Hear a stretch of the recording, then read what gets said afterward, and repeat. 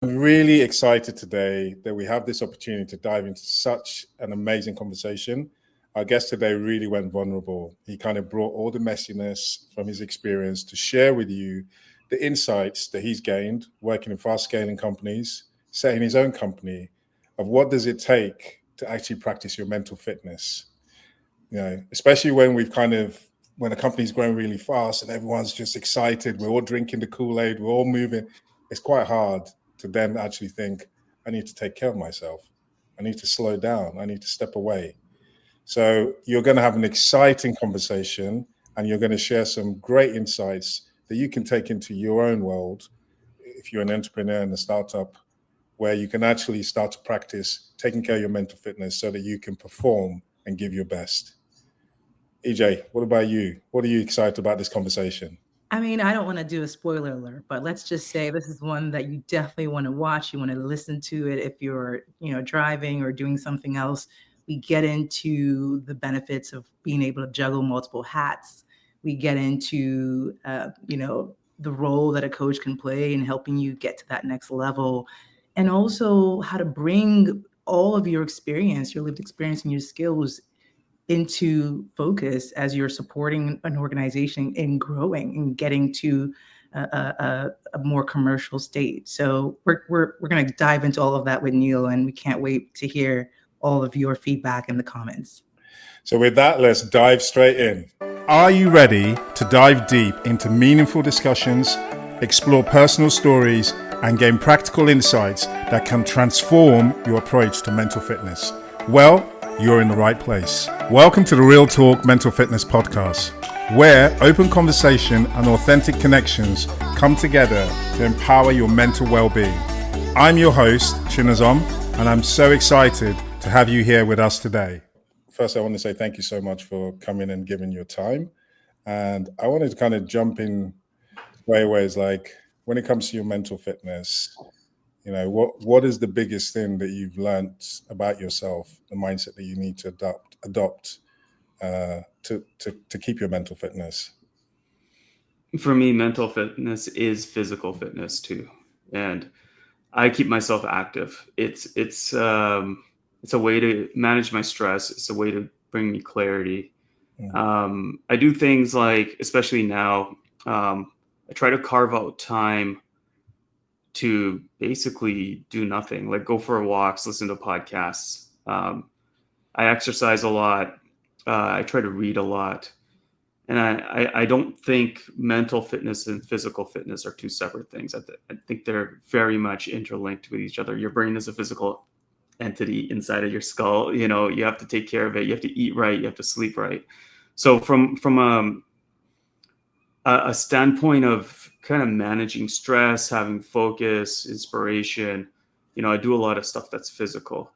I think from a mental standpoint, I try to keep myself, I keep my brain engaged as much as possible. I read a lot of different things. I consume a lot of different things. They're not all about marketing and branding and business. I'll read a lot on science. I've gotten more into politics. I'm trying to get more into history. I'm learning Spanish. I've relearned my mother tongue, Punjabi. So like language learning is very challenging, especially, if you're in your mid 40s like myself. So I keep my brain active, keep my body active. And that to me allows me to deal with stress a lot better. An example I gave recently, so I train with a boxer about once a week. We go 12 rounds, 3 minutes. Like I really push myself. After doing that, and you get on a call with an irate client or a really pissed off boss, it doesn't seem that hard. It doesn't seem that big compared to that 12 rounds I just did. It's like, okay, well, I just put myself through that hell, and this isn't so bad. I can deal with this, right? Yeah. So yeah, I mix in the physical with the mental. I think they're linked.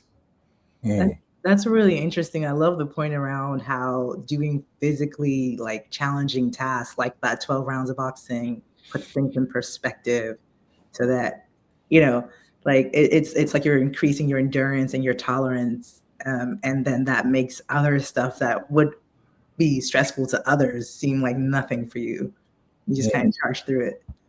I'm really curious though, because it sounds like you're pretty active, because you talked about like physical being a big part. But then you also mentioned that you're like practicing doing nothing. How do you find that? How do you create space for some of that more downtime, given that you are typically in either fast moving environments or you're physically active pretty frequently? Yeah, I found it really important. I think if anybody has experienced burnout, I think if you guys have experienced it, your audience has experienced it, it's not fun. Everything just kind of feels gray and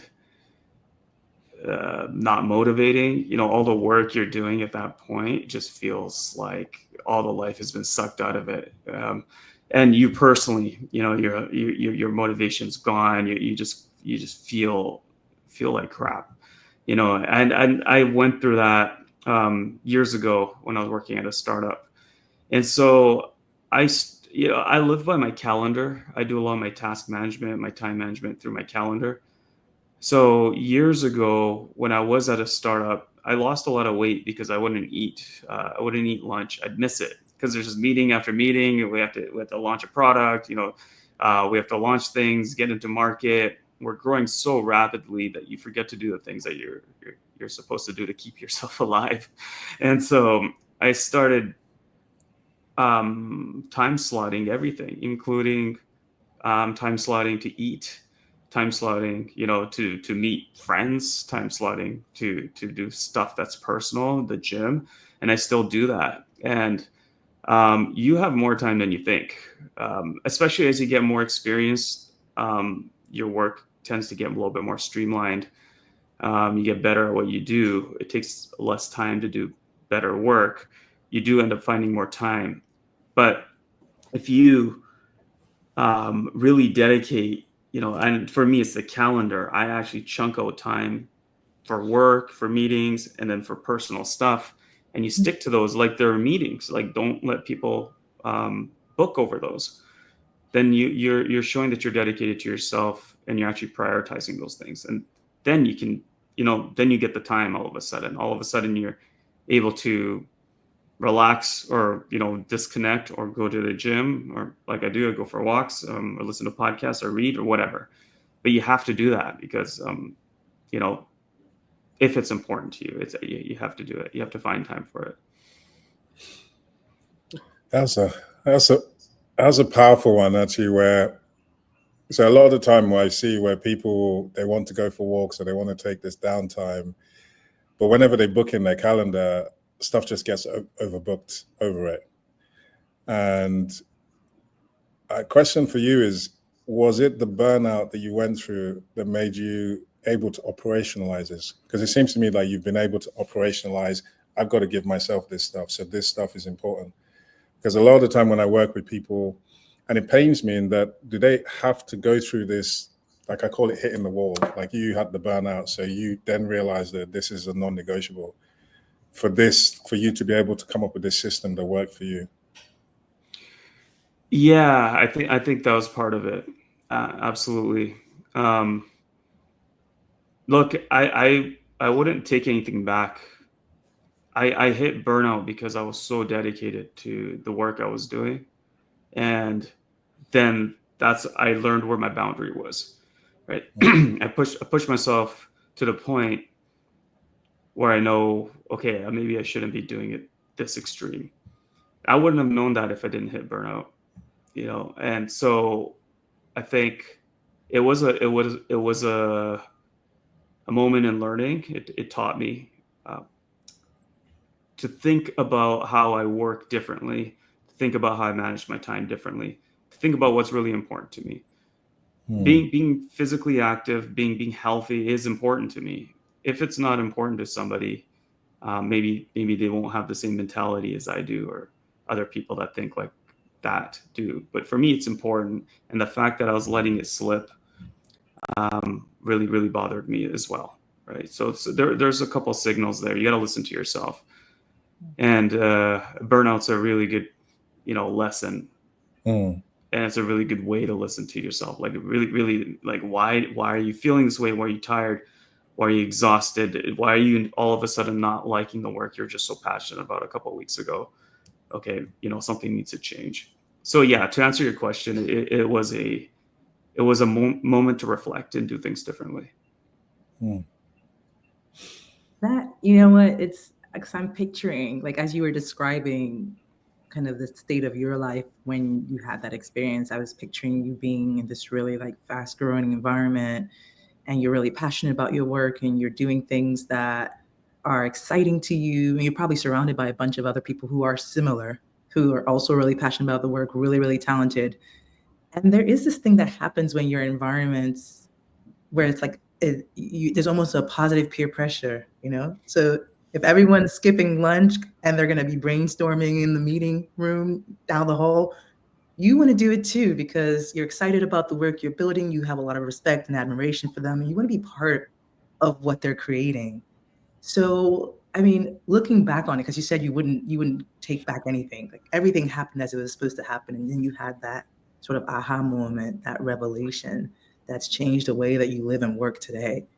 But when you go back into that environment and you think about that environment and the relationships, what are some of the things that you could have done, even like verbalized, to help you get to that point without having maybe had the burnout? Were there things you could have said? How would you have changed the way that you moved through that space during that time? Does that make sense? Yeah, I think it's chicken and egg situation here, because like when I've coached people and I've led teams and I've mentored them, it's like, understand where your boundaries are. That's what I would tell them. But sometimes you just don't know until you bump up against them. But I like what you said there, because you do get into an environment where people are saying things like, I went to bed at 3 a.m. yesterday, and now I woke up at 7, and here we go again. And like, it's like a badge of honor or something. Yeah. And when you think about it, it's crazy. Like, why are you killing yourself? Right? Like physically destroying your health. But you're right. You get caught up into that. And there's times where like I slept 3-4 hours a night for a week straight, 2 weeks straight. And then you start communicating that, and other people are like, okay, wow, that's crazy. Like I don't know if that's supposed to be inspirational or what, but if I was to go back and knowing what I know, I'd be like, hey, you just got to know what your boundaries are, and maybe we're not prioritizing properly, because why is everything important all at once, all the time? There's just so much. We have finite energy, we have finite time. We have to get better at prioritizing and putting things in order, and then really working on the few things that make the biggest impact, as opposed to a lot of things that make incremental impact. Right. So that's how I would look at it if I was to go back. But if you're caught up in it, and if there's some young listeners right now that are going through that, it's very difficult to kind of zoom out and have that bird's eye view on what's happening. But you do learn to do that as you get more experience. Yeah, because I have this question, and I love that. I'm going to step into this example. So if you can, just join me. You're in a startup now. It's the fastest growing startup. It's working on AI. It's exciting stuff. Everything is moving at such a fast pace. People are taking meetings at 2 a.m., 5 a.m. And this is going and going. So how would you, because everyone's saying, oh, I was up till 3, I was up till 4. And everyone's like, we've got to beat the competition. How would you actually advise some of our listeners to carve out the time? So you now have on your calendar, take some time for Neel. It's booked on there. How do you implement this in this environment I've just created?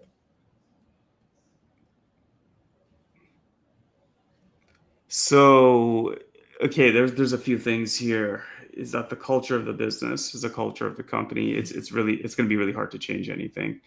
If that is the collective belief, those are the values. Now, if it's a period of time, then what does the other end look like? Like when does this end? Is it when you beat the competition? When you've hit a certain level of growth?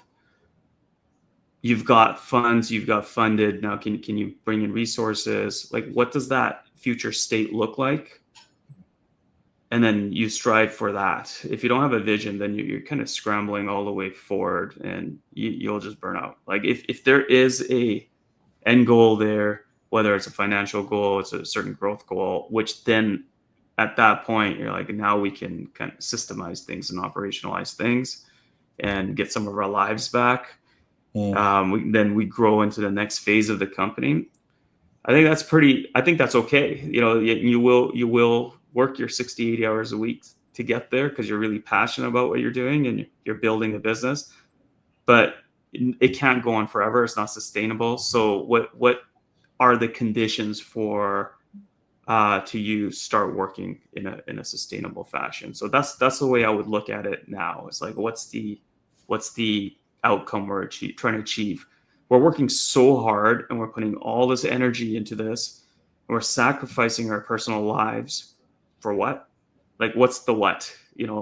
What's it look like when you've accomplished what you need to accomplish by putting this much energy into it?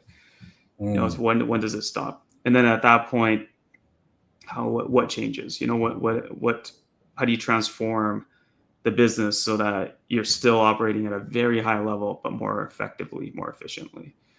So I think you need a vision. You need to know where you're going. You need to know why you're putting this much energy into what you're doing. Yeah.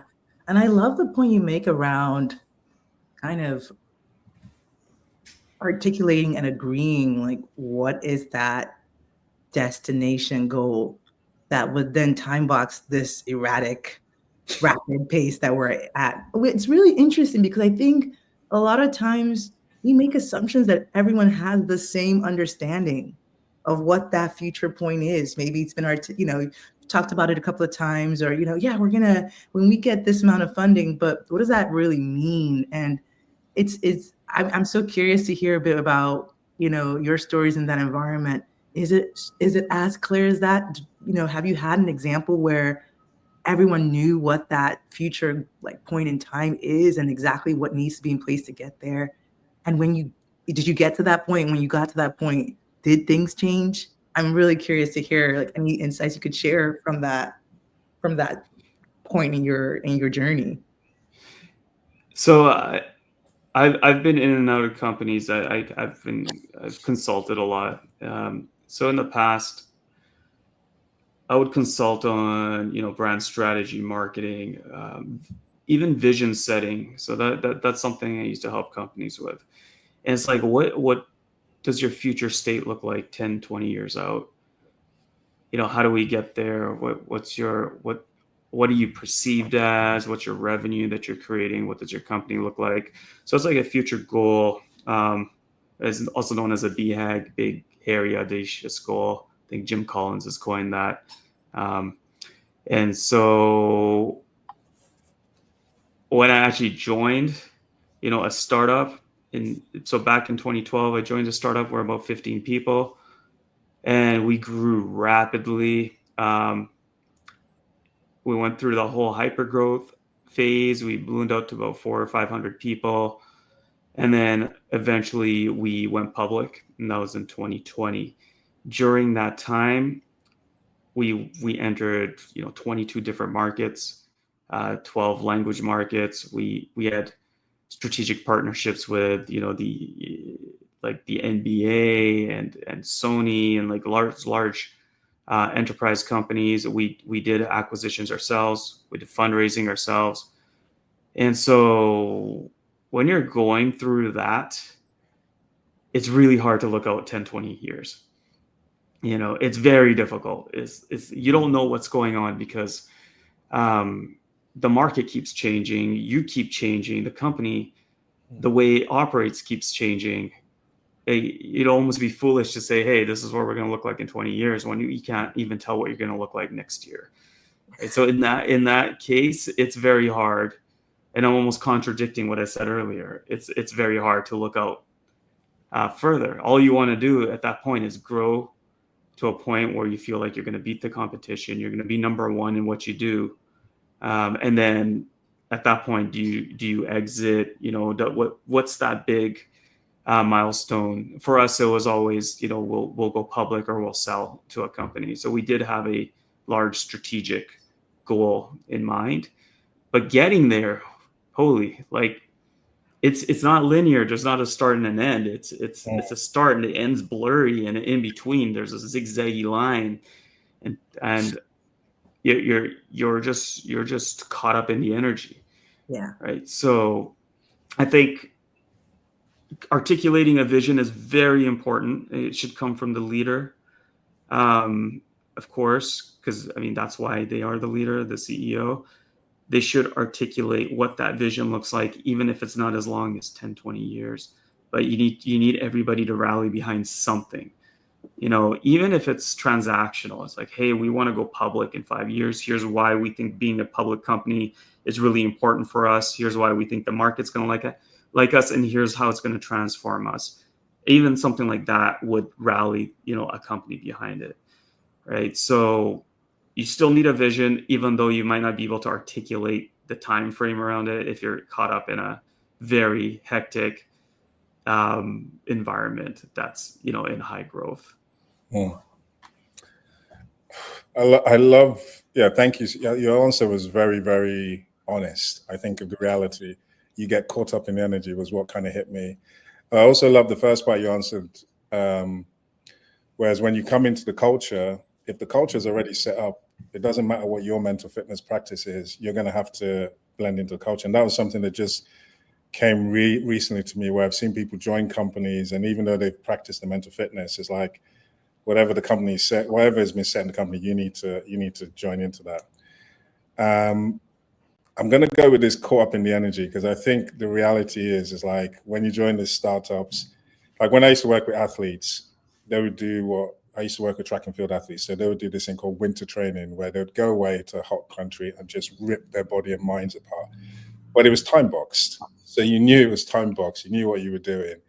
Whereas when you're in a startup environment, whatever, like you said, you can have the vision, but it can go on for as long as possible. You don't know how it's going to go on, and it kind of zigzags.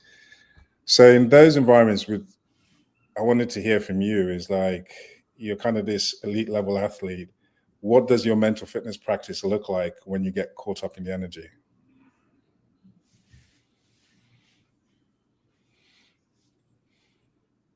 As hard as it is to do, you have to separate yourself from the environment. So what I mean by that is you gotta take time to look at it from a bird's eye view. Like I was saying earlier, it's very hard to do. This is why I think you have to time box activities for yourself. You have to separate yourself from the work and reflect on it. Give yourself a reset. Do a gut check. Is this really what I want to do? How long do I want to do it for? Recount some of the accomplishments. It's really hard to forget, that you just launched an amazing product and market, and it took you months and months to do it with a team, and everybody rallied behind it. But you're already looking at trying to get users on it and fixing bugs and trying to scale it, and then trying to sell it. You're always looking forward, which is great. But take the time to step out and reflect. That was an amazing accomplishment. Get revel in it a little bit if you can. But for your mental fitness, you got to give yourself a mental break and find ways to separate yourself. And like I think a lot has to do with the company culture, the values, the way the company's set up, the way you work. Like for me today, because I'm running my firm, I have partners. We work as entrepreneurs, as consultants, if you will. And so sometimes I'm working through the weekend, and I enjoy it. I'll work on a Sunday because it allows me to get ahead of the week. But then sometimes on a Thursday or Friday, halfway through the day, I'm done. I'll go do something personal. So it doesn't look the same for me all the time, but I'm able to pull those times out for myself. So I think for a person that's in this high growth environment, just even if it's a little bit of time, even if you turn your phone off at 8 p.m. and don't open it again until 5 in the morning or whatever, find some separation. Even if you could do that once a week, find that separation so that you can mentally recharge, you can reflect, you can give yourself a breather, and be excited about what's coming up next. It's hard to do that if you're constantly executing. Yeah. Ooh. Yeah. I love the distinction you're making between giving yourself a breather, reflecting, sort of acknowledging the wins, and then going back to executing, like finding little pockets when you can do that throughout the journey. And it's interesting because you mentioned now you're running your own venture. I'm sure doing like leveraging all of the experience and insights and learnings you had when you were in-house in other organizations and growing those. But how has it been for you now, like running your own thing? What has your mental fitness journey look like now? Are there some similarities in terms of the pressure that you feel and how you navigate it? Or are there new experiences that you hadn't had before in fast scaling, sort of high growth environments? So you become smarter, after working in certain environments over years. So at this point, yeah, there's a different type of pressure. You need clients to come in, you need revenue to flow through the organization, as opposed to when you're part of somebody else's company, you're trying to grow it. You feel very different. It's similar, but it's a different responsibility. So at this stage, it's a combination of high intense work and separation from that work, and ensuring I do still put a lot of time towards my mental fitness. And because I find that if I do take the time to separate, I'm way better and way more effective when I'm putting all the energy into my work. And I like working in batches. I get a lot more done. And certain days I'm like, this is just a fueled work day. It's from morning to night. I'm going to get all these tasks done. I'm going to put all my energy into this, and it feels great. And then the day's done. And the next day might be a mix of meetings. It might be a mix of work. It might be a mix of training. It looks a little bit different for me each day. But I still live by the calendar. I still give myself time to do personal stuff, to see my family, hang out with my girlfriend, see my friends. Like, those things are really important. At times you may sacrifice it, in a busy career, but just make sure you preserve it and find a way to preserve it. So those things are really important to me. And so in the environment I'm in now, we're all fully remote. I've worked remote before too. It's nothing new to me, but we stay engaged with each other. We have systematic meetings, and then we have systematic meetings with clients. And then, I use time slots for energetic work, and then use time slots for personal things.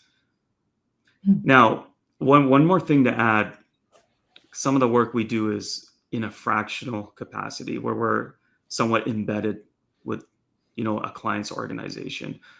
I'm a fractional CMO with a cybersecurity company, a B2B company. It's in the identity and access management space. And so, my mandate there is to ensure the marketing department and the marketing function, it matures and it grows, and it has an impact on their growth. It has an impact on their revenue and their brand, et cetera. Now, I've been able to take the learnings from my leadership roles in other companies and apply it here in a much more effective way. It's become easier to do certain things. The decisions become quicker. The output becomes better. So I'm the output from what I'm able to do in a fractional capacity. Can be compared to what I was as a full-timer years ago, because of those learnings. Right? And so it's taking those learnings and then implementing it in the organization. I work very closely with the CEO we put in people that I'm coaching and overseeing in the marketing department. We're working very closely with sales. And it's a lot of the previous learnings has helped me get good at doing this now in a fractional capacity. And then at the same time, there's a bunch of stuff I've never seen before. And I look forward to those things. I like learning new things. I like challenges, keeps me excited. But then learning how to learn about them, learning how to navigate through those, I've done that in the past. So when something new comes up, I'm more confident in my ability to deal with it now than I did before. So I'm sorry. I'm not sure where I took this answer. I don't know if I answered what you asked, but I feel like we went down a rabbit hole here.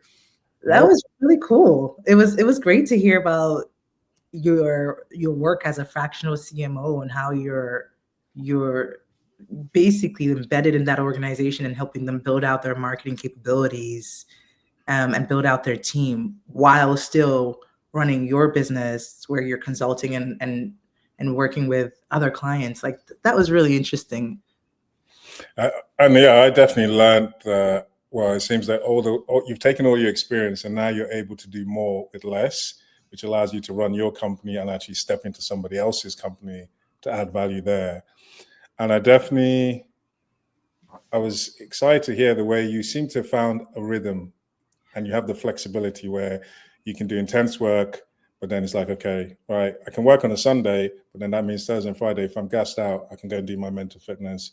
And you don't have that guilt anymore because you've kind of worked out, this is my rhythm. This is the way this is how I get the best, which I think a lot of people struggle with being able to understand that if I take the time off, it means I'm going to come back stronger. Yeah. Which I think is the hardest thing, especially when people get caught up in the energy. Yes. It's like, it just doesn't make intuitive sense. What do you mean? Why am I going to go and take a break? My competitors are, but people to understand that taking the time off means you're going to fill up your tank, which means you're going to come back better than anybody else who was just doing that. You mentioned guilt. There's this guilt that I'm taking time to myself, or I think a lot of people that are in high performing environments, when they try to take a vacation, they have a really hard time disconnecting, and yeah. I'm guilty of that too. I've gotten better at it, of course, over the years. But there's one thing, it's something that my mom taught me when I was younger. And I didn't understand it at the time. I think I was a teenager. She said, you spend a minute, you never get it back. So and I'm paraphrasing, she said this in Punjabi and it's a little bit more rough around the edges, but she said, you spend a minute, you never get it back. So be careful of like who you decide to lend that time to and how you invest in that time. That's stuck with me my entire life. And so no one should feel guilty about how they spend their own time, because you'll never get it back, ever. So that time that you're spending on yourself, that time you're spending, engaged in an organization you're helping to grow, that time you're spending doing things you don't like, you should have as much control of your own time as you can. And there, of course, there's, you're exchanging some of your time for money, when you're working, in a business, or you're exchanging your time, you're investing it into your own business and even into your own career. But when you're mindful of that and it's filled with intent, then you will stand firmly you'll stand firmly against people trying to rob you of that, whether they're doing it on purpose or not. So if you're in an environment where you feel like you're being robbed of your time, as opposed to you are investing your time into it, you should really do it. We should really take a look at yourself and see if that is the best situation for you or not. So I think you shouldn't feel guilty about the way you spend your time. It's yours only, and you're not going to get it back. That's so powerful. And I'm sure when the way your mom said it, it would have really carried the full impact when said in Punjabi of what it means when you don't think about where you're investing that money. The guilt. I have another question because now you run your own business and there's that extra responsibility, almost like this big monkey on your shoulder. Where's the revenue going to come? And where's the next thing going to come? Knowing that, say, if you needed a vacation, but things are really tight, yeah, how would you approach that? Well, I got to figure out why I need a vacation, because if I haven't been taking care of myself this whole time, then that's probably why. So I'm like close to burnout again, or is it because I actually want to go travel and see the world, which I love doing, by the way. Yeah. Look, I've actually faced this the last couple of years where I've taken long trips and I come back and I'm like scrambling to get new business, right? And it's something I'm working on getting better at, actually. A few years ago, I went to Mexico with a one-way ticket. I went there for my cousin's bachelor party and ended up staying for 3 months. And during that time, I was working, and I was working on some client work, which wrapped up while I was out there. And I did not do any business development. I did not try to continue on. I wasn't putting any effort into building my client base at that point.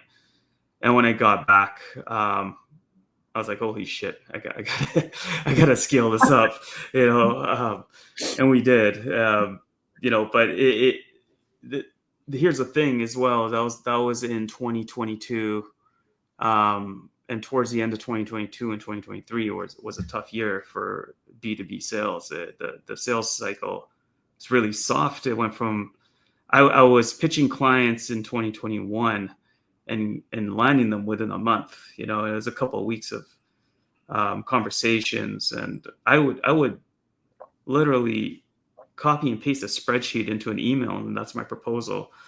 Whereas you fast forward into a couple of years later, and we're doing the song and dance and putting together these intricate presentations, and the meetings are now spaced out weeks apart, and you're closing a deal 6 months later as opposed to 6 weeks later. Right. And so that being said, now if I do the vacation thing, which I was in Europe this year, it's to ensure I'm not completely letting it drop, in terms of the business development aspect of it. So I think to answer your question, you just got to make sure the timing. If it's your own business, what's more important to you? Is ensuring that the business is going to scale and keep running, or do you really need this vacation at this time? Do you have to fly somewhere for a wedding or something like that, or you just take time off for yourself? I think up to that point, if you've been taking care of yourself, you might not need it as much as you think you do. Now, if you absolutely need it, then you have to ensure. What does it look like when you come back? Are you going to be scrambling like I was, or what irons are you putting in the fire so that you can continue? There's continuity when you come back. Wow, that's brilliant advice. Because I think I threw that question at you, personal as well as also seeing it with other people, where they kind of get to this point and burnout's about to hit, and they're like, I need to go and take a break, and then they go and take the break, but then they come back and like work doubly as hard. So it's like, was it any point taking the break? So I think I love what you're saying is like, really, you should have been doing the work to take care of yourself so that you don't get to that frenzy point. And if you do need to take the break, make sure that there's something is still cooking, so that when you come back, you don't lose all the thing that you went away in the first place. I would also add to that, instead of trying to take a 2 or 3 week break all at once, why not just take a few days off here and there, like over a period of a month or two? You just get into that a little bit, ease into it, and then take that bigger vacation when it makes sense. Yeah, I 100% agree with you. Mini breaks are amazing. You take a Friday, Monday off, like that can completely reset you and give you time to reflect, and as opposed to just having to take 2 weeks in one go. Yeah, I agree with that. It's something that I'm practicing more and more. Chinazom is really good about not holding his breath. until his next vacation. I'm more a work in progress on that, but I'm getting there. Two things came to mind as you were talking about this. I couldn't help but get curious about one, navigating client demands in your business from a mental fitness lens, right? Because there are some clients that are really high touch, for a number of valid reasons, right? So I'm just love to hear a little bit about what you're learning in terms of that, and whether those are new learnings or things that you're kind of translating over from when you were before you started your business. And the second thing was really around just capacity building, because you mentioned you work with the team, and how you kind of, as a business owner, there's so many competing priorities. You're juggling so many hats. When you were just a CMO in an organization, like your scope was so structured and boundaried, and maybe it is as well in your business. I'm not sure, but I was just thinking about that sort of more expanded role in the business ownership context and all the hats you have to wear, and what have you learned about navigating that, and also communicating with the other folks that are building this business with you. So yeah, two in one. You can pick and choose. Yeah, which one are you going to let him pick and choose? I was going to say. It's like multiple choice. I'll start with the second one first. So the many hats thing is it's very familiar to me my whole life. So there's a personality trait. It's called multi-potentiality. I learned about it a few years back because I was wondering why I have so many interests in so many things. So I do have this. I believe every person has it to a certain degree, whether it's in work or personal life. We do so many things as humans. We're complex, and we have multiple abilities. But we don't tend to look at that in the work environment. We kind of see that as like holistically as a human. If you're an entrepreneur, if you're an executive, if you're a leader, you have to wear multiple hats. There's no way around it. Now, you may be very specialized. You may be, I don't know, a chief science officer in an energy company. You still need to have enough breadth, an understanding of your adjacent environments. How are your learnings and your research affecting the product? How is it getting it to market? How's the end customer looking at it? When you're in a leadership role, you need that large purview, and you need some experience in whether it's theoretical or practical. You need experience that's adjacent to your own. And so, as what I'm doing right now, yes, I have to wear multiple hats. I enjoy it. Even like people put me in the bucket of like marketing or branding or brand strategy. That's fine. But when I look at it, and if I'm helping a client or if I'm engaged in a project that has to do with marketing, I look at everything. I'll look at your EBITDA numbers. I'll look at your org chart. I'll look at your corporate structuring and strategy. I'll look at the markets you want to expand into. I'll look at your leadership dynamics. I'll look at your customer experience and your customer journey, because then I can do the best work on how marketing fits in all of that and how it drives all of that or supports all of that. So going back, I've done a lot of different things in my life. Growing up, I was very creative. I drew a lot. I wrote a lot. Got a little bit into like illustrations and things like that. I was in animation school way back. So I learned a lot about color theory. I learned a lot about storyboarding, storytelling. Learned a lot about perspective, things, technical skills, storytelling skills. And those translated really well for me when I became a graphic designer, when I became a writer, a copywriter. And those things became my fundamental skills when I got more into consulting. I got consulting into brand strategy, brand positioning, marketing strategy, which got me to learn a lot more about business, business operations and strategy. And, and when I got into the startup that I worked in, then all those multiple hats I had to wear, it came in. It was hard, but I was enjoying it because I was able to impact the business a lot more than just a focused role.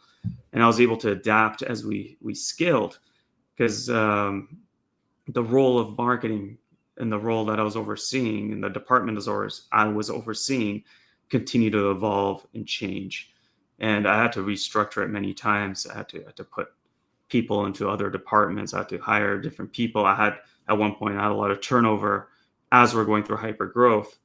And I attribute my ability to do multiple things to help me get through that, because you always have the confidence that you can learn something new pretty quickly and adapt it. And so today, there's 4 of us. We're 4 partners. Our skills overlap.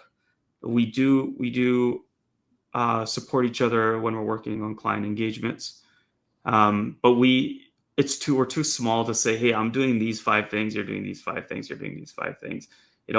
If we get a project or an engagement, we see how we rally around that, and then we decide how we're going to run with that between us. There's a few things like operational stuff, admin stuff, we'll divvy up and oversee. But our ability to be multifaceted is why we're good at what we do. And when we work with a client, we're not going in as an agency or consultancy. We don't call ourselves that. We call ourselves a commercialization firm. We're going to get you to market, we're going to get you to scale, and we're going to get you to revenue. And so how do we do that? We do that with a marketing and sales lens, a marketing and sales leadership ability, and being able to work with you also as leaders, as ex-executives, and take you to that next milestone you're trying to reach. And we can only do that if we're multifaceted. We can't do that if we're very specific. If we're very specific, then you get put into a box that's required to only execute on a certain initiative, and nothing wrong with that at all. But that's why, I'm more comfortable wearing multiple hats, as long as I'm doing it well, because there's a whole, jack of all trade, master of none. I've changed that saying to jack of all trade, master of many, because I believe you can be very good at a lot of different things, but not everything. But anyways, to answer your question, that's how I'm able to wear multiple hats at this stage. How I was able to do it as an executive and even, a freelancer entrepreneur when I was younger, because I have that ability to be curious about new things and how to learning how to learn, as you're kind of growing. I don't remember what your first question was. Can I please just jump in on this question? Of course. Does that wearing multiple hats, does it affect your mental fitness, or does it actually improve it? Both. Real talk. That's a really honest answer. Okay. So in a way that it improves it is because it keeps me active. It keeps me learning new things. It keeps me from stagnating. Okay. The way that it becomes a challenge is you do sometimes get a little bit of a loss of identity. Look, we're in a society where we've been told to hyper specialize. We've been told to go to school to learn one thing so that you can learn that one skill or multiple skills around one area and get into, a certain industry with a certain job. And, you'll be known for that thing. You'll be known for that title, or you'll be known for that role. And I've broken all that norm. I've broken all those norms because I don't think it makes sense anymore. The hyper specialization came from the Industrial Revolution, when there was a specialization of work. So each person did one thing in the factory to make it more effective. It was brilliant at the time. That does not hold water in many industries anymore. If you're in marketing, you need to understand brand, you need to understand digital, you need to understand events marketing, you need to understand content, especially if you want to be a leader in marketing. You need to understand all of that. If you were hyper specialized in SEO for, I don't know, the finance market, as a freelancer, I think you're going to be in trouble. I think with the advent of generative AI, it's gonna start affecting those people that were hyper specialized. And so that's why I think sometimes when I think about what I do and how I operate, it conflicts with that narrative, and it's tough. It's the question that gets me the most when I meet somebody is like, "Oh, what do you do?" It's like Where do a I start? lot. How much So time? how much time do you have? So it's like, well, now I focus it around, Tropoli and our firm, and like, this is what my firm does. So from a mental fitness standpoint, I love it. I'm a curious person. I'll be a lifelong learner, and I love to learn things theoretically, and I love to learn things practically. And I'm going to continue to do that till the end of my life. And so a lot of that relates to how I do business and how I work. Now, the challenge comes in how do you position yourself externally so it makes sense, and I think if anybody listening out there has, the similar personality as me, or has similar challenges, like how do I wrangle all of this? Well, think about your purpose. Think about what you want to accomplish. Make that your positioning. It's like, I want to work with companies and help them scale. I want to work with innovative businesses that transform industries. And that's true for me. And then how we get there, well, that might be a little bit multifaceted, as opposed to I do this one thing. I love that. Oh man. My earlier question, the first question was around client engagements, client relationships, and from a mental fitness perspective, what are you learning now that you are running your shop with your partners? Be brutally transparent, be brutally honest. And what I mean by that is, if you're pitching a client, of course you want to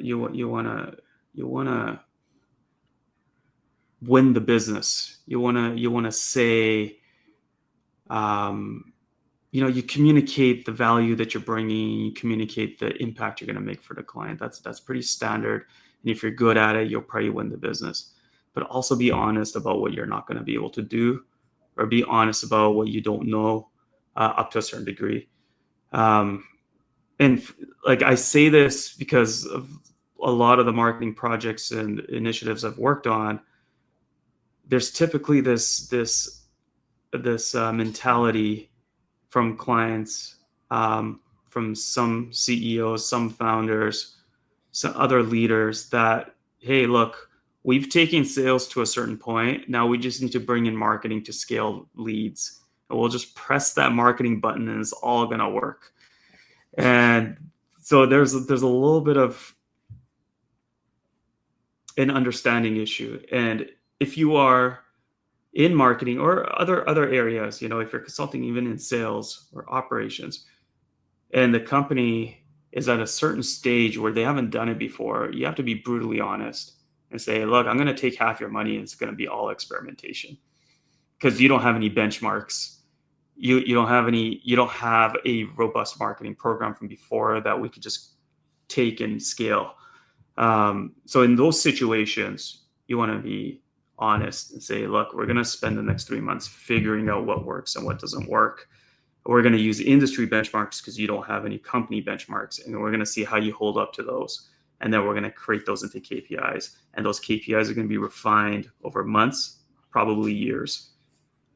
Your program that we're building for you is going to take years to mature to get it to where your sales program is.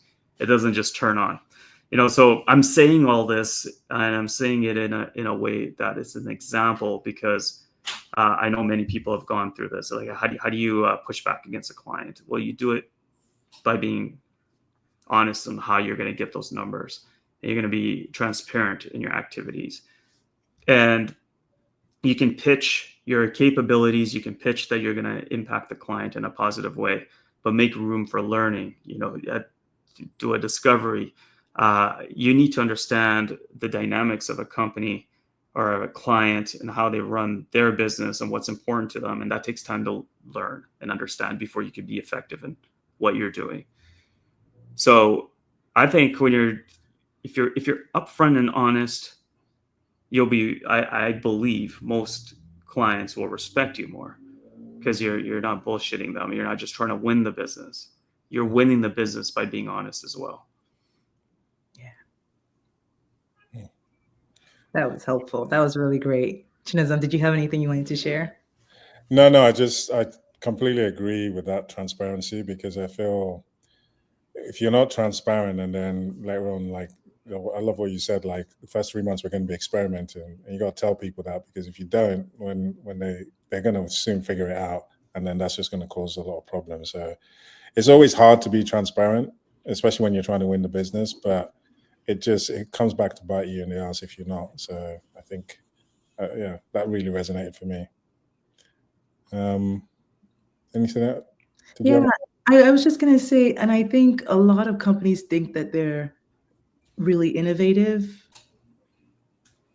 but when you look at their relationship with potentially failing or a setback, the language that they use, the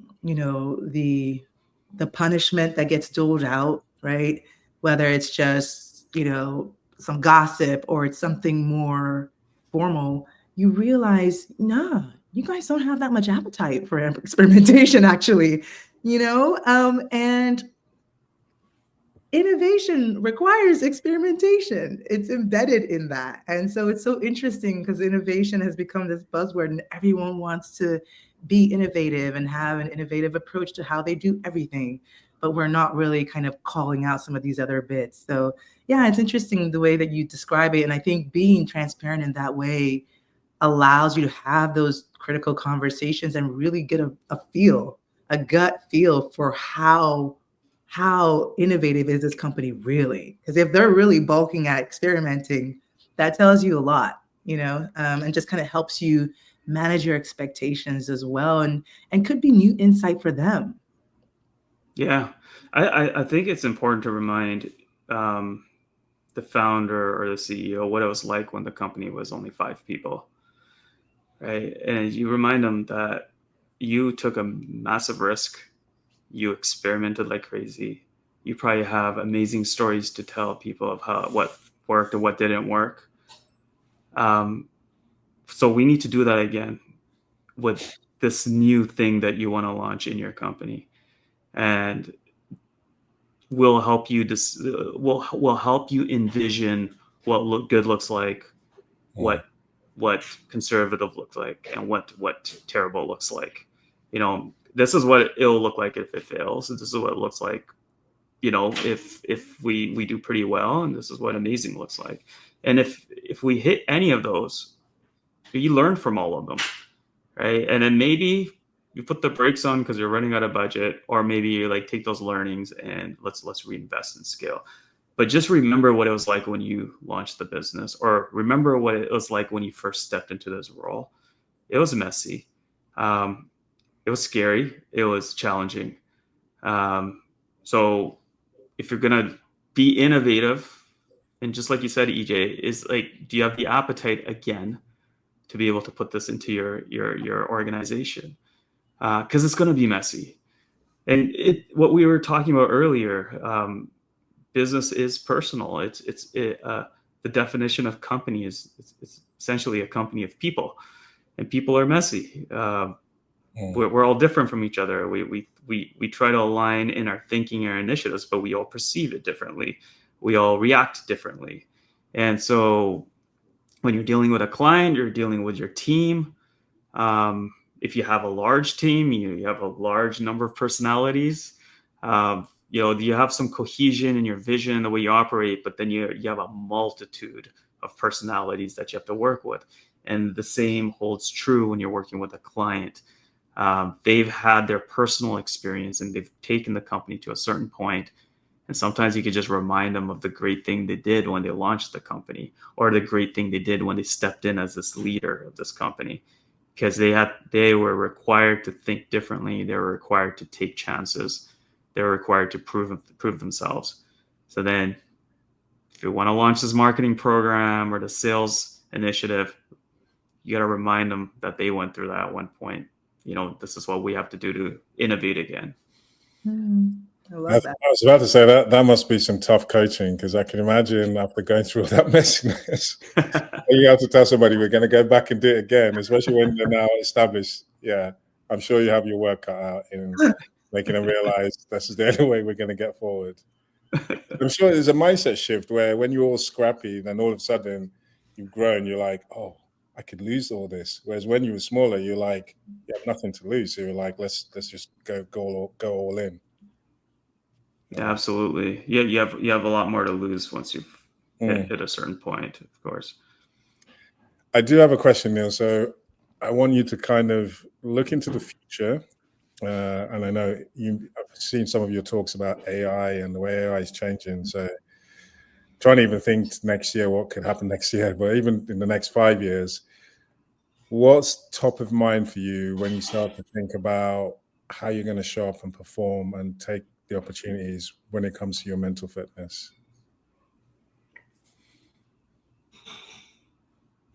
So this is for me, specifically for myself. Yeah. Look, I actually just started working with a coach for the first time in my life. I've had people through action mentor me. Like I've worked with some brilliant CEOs and I've learned from them. I've also learned some things not to do, but I've learned through osmosis, if you will. And my sister was very instrumental in sending me on my right path. She helped me a lot with clarifying my thinking when I was younger. But I've never had a coach until recently. Someone I met through some networking, and I was invited to speak at a small event, and me and her kept in touch. And she's got me thinking of goal setting, which I was already, I put together while I worked with her. And I'm 46, so I'm doing goals by 50, by the time I turn 50. And I got the idea from my sister, who just turned 50 this year. And we celebrated her birthday out in Europe. And she told me, she's like, I hit every one of my goals, except for one, which I won't get into detail because it's personal. But that really inspired me to do the same, because, I'm good at goal setting for companies and clients, but I've not really done it for myself except a long time ago. And so I've set these goals to achieve by 50. And as I look at those goals, I start thinking of like, how do I allocate the time towards these? How do I timestamp them? How do I put them into my calendar like I do with everything else? But some of the goals are stretch. They're in new areas. And so to go back to answer your question, I need to go back and think about what kind of mentality I need to hit those goals, and what kind of new habits I need to build to hit those goals. Because the goals look nice on a spreadsheet or a piece of paper, but some of the stuff I have in there, I'm like, I just need to do more of what I'm doing, and I'll hit that. The other stuff is like brand new territory. It's like, what do I need to do differently? What do I need to change in order to hit these ones? What kind of mindset shift do I need to change? And so going into next year and the following years, I'm going to really work on the fundamental thinking that's required and the fundamental habits that need to be built to hit those other goals. And I think that's going to require a lot of shaping, an expansion of my mindset. That's the way I look at it. It's a change, but I think it's an expansion. In addition to that, I will probably take on a new challenge as it comes to a sport or something physical. I try different things, even in my with my creaky knees that I have now and my hurting joints. But I'll probably maybe take up biking or swimming or or something, or a new sport, I'll continue to push myself in boxing and the other things that I do. And I think with my mindset, I think with those goals I have towards 50, I'm just going to really work on expanding it and really work on making time to learn the new the habits and activities that I need to put in place to hit those goals. Okay, that's brilliant. That's amazing. Yeah, I love the mindset shift and changing the mental. Almost like, who do you need to become to bring this into reality? So, obviously, music to our ears, being coaches, that you're working with a coach now. That's amazing. Yeah. Could I also now spin the question a bit in what advice would you give our listeners? So someone listening to this, what would you share with them to work on their mental fitness to prepare for the next year or the next 5 years? Well, really ask yourself what's important to you. Like, what is it? Like, really, really, really dig deep and what is important for you. How are the next 5 years going to add or change your life? Like, add to your life or change your life? What do you want to get out of it? And when you know what's important to you, map it out. How are you going to achieve those things? And then what are your limiters right now? What's that resistance? What's that voice in your head telling you can't do it or you shouldn't do it? Listen to the voice. It's loud if you listen to it. It's there. I think it persists in all of us. Listen to it and then challenge it. Why is it telling you can't do this thing that you want to do? What's holding you back? And then think about it. What happens if you fail at this goal? What happens if you fail in achieving what you want to do? What's the worst that would happen? Think about it. What's that scenario look like? It's typically not that bad. It's usually okay when you start thinking about it that way. And then what does good look like? So if you do achieve this goal, if you do achieve these things you want to do, you set out to do in the next 5 years, how does it make your life better? How does it transform what you're doing? How does it get you to a different level in your life and in your professional career? And really, really live in that, like really feel that, because I think that will get you far, right? So that's what I would advise your listeners is, if you have resistance, like really hone in on it and figure out why you have that resistance. Is it because it's something that somebody else told you? Is it because you've seen entrepreneurs in your field failing, trying to do what you want to do? Is it because it's just your own brain that's just for some reason telling you can't do this? Like, what is the reason? What's that resistance? Like, tear it apart, look at it in detail, and then think about it, and then you'll see that it's probably not much there, right? Yeah. So that's what I would tell your listeners. Wow, powerful. Yeah. Thank you so much. That was just great way to end this, and we really, really are grateful and appreciate you coming in and sharing your wisdom and insights with us. Thanks for having me. This is great. It was fun to meet you both, and I love what you guys are doing. And and I just want to say, I'm just going to go back to the coaching thing, because I know this is where you live.